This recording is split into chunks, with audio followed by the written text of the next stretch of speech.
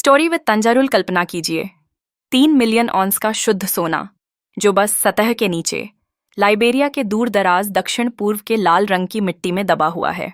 इतना सोना कि वह देश की पूरी देनदारी मिटा दे, या चाहो तो 2000 किलोमीटर नए पक्के रास्ते बना दे जो उन समुदायों को जोड़ दें जो पीढ़ियों से अलग थलग पड़े हैं, या फिर हर एक लाइबेरियाई नागरिक को एक चमचमाता नया मोटरसाइकिल दिला दे। सुनने में सपना लगता है ना? हैरानी की बात यह है कि कुछ दशक पहले तक लगभग किसी को विश्वास ही नहीं था कि ऐसा खजाना वहां होगा। लाइबेरिया, एक ऐसा देश जिसे वैश्विक संसाधन जगत में अक्सर नजरअंदाज किया जाता रहा, एक ऐसा रहस्य उजागर करने वाला था जो उसका भविष्य बदल सकता था। पीढ़ियों से स्थानीय मछुआरे दुग्बी नदी में जाल डालते थे, अपने हाथों में बजरी धोते थे और छोटे छोटे सुनहरी कणों को धूप में चमकते देखते थे। वे हंसते खेलते इन्हें धूप की हंसी कहते थे, सोने की धूल का एक लगभग पौराणिक सा विवरण। मगर इन स्थानीय फुसफुसाहटों के बाहर लाइबेरिया में बड़े सोने के भंडार की धारणा को ज्यादातर लोग खारिज कर देते थे। फिर कुछ बदल गया। एक छोटी साहसी कनाडाई जूनियर खनन कंपनी ह्यूमिंगबर्ड रिसोर्सेज ने मौका लिया। उन्हें सामान्य संदेह से फर्क नहीं पड़ा। इसके बजाय उन्होंने पुराने सरकारी नक्शों को देखा, पुराने भूवैज्ञानिक सर्वे जिन्हें अधिकांश लोग फेंक चुके थे। उनमें से एक पर उन्होंने एक दरार देखी, धरती की परत में दरार की तरह, जो उनकी प्रशिक्षित आंखों को प्लेट में आई दरार जैसा दिखा। वे एक हल्का ड्रिल रिग हेलीकॉप्टर से घने नम जंगल में ले गए, जो वजन में एक पिकअप ट्रक से भी कम था। यह एक जुआ था। उन्होंने पहली ड्रिल होल घुमाई और जो निकला वह चौंकाने वाला था। गहराई और ग्रेड इतनी समृद्ध थी कि उसने पूरे शुरुआती अन्वेषण कार्यक्रम का खर्चा निकाल दिया, इससे पहले कि उन्होंने अपना सारा उपकरण भी खोला हो। यह पहली ठोस पुष्टि थी कि मछुआरों की बातें सिर्फ लोक कथाएं नहीं थीं, यह भूवैज्ञानिक भविष्यवाणी थी। यह अब फुसफुसाहट नहीं, चिल्लाहट बन चुकी थी। लगातार ड्रिलिंग और विश्लेषण से उन्होंने एक नहीं बल्कि 2 बड़े भंडारों की पहचान कर ली, दुग्बी एफ और टूजान, जिनमें कुल मिलाकर बहुत अधिक सोना था। बाद के अद्यतन अध्ययन ने यह कुल और ऊपर पहुंचा दिया। आज के सोने के दाम पर, जो काफी मजबूत है, यह अमेरिकी डॉलर के अरबों के सकल धातु मूल्य के बराबर है। यह लाइबेरिया की पूरी जीडीपी का लगभग 5वां हिस्सा है। यह कोई छोटा खोज नहीं, यह खेल बदलने वाला है। दुग्बे का अयस्क शरीर इतना लंबा है कि मोनरोविया के अंतर्राष्ट्रीय हवाई अड्डे की रनवे पार कर सकता है और इसके सिरे अटलांटिक महासागर तक जाते हैं।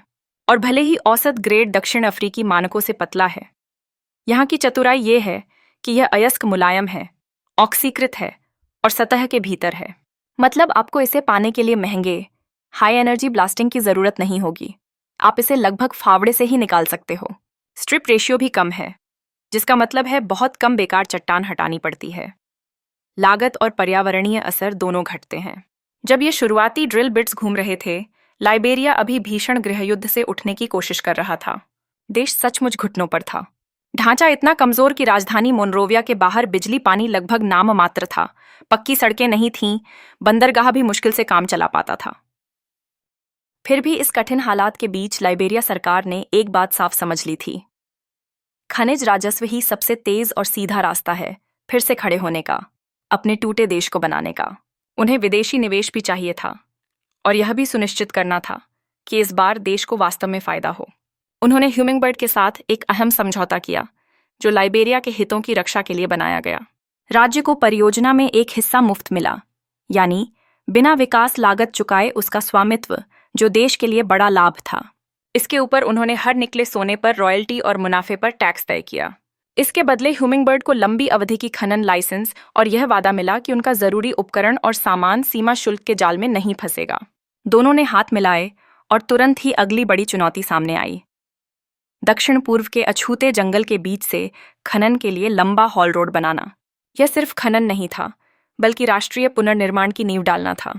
ह्यूमिंगबर्ड लंदन स्टॉक एक्सचेंज में सूचीबद्ध था और वह 5 साल के पूंजी जुटाने में अच्छा था, लेकिन इतनी बड़ी खान बनाने के लिए 15 साल का धैर्यपूर्ण पूंजी चाहिए थी।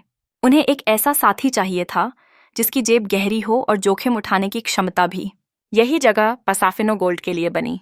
टोरंटो में सूचीबद्ध पासाफिनो ने पहले कठिन इलाकों में काम किया था, जहां नक्शे में भी यहाँ अजगर हैं लिखा होता था।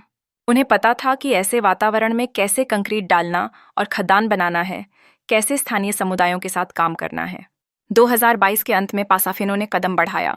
ह्यूमिंगबर्ड से परियोजना का बाकी हिस्सा शेयर और नकद के संयोजन में खरीद लिया और 100% नियंत्रण अपने हाथ में ले लिया।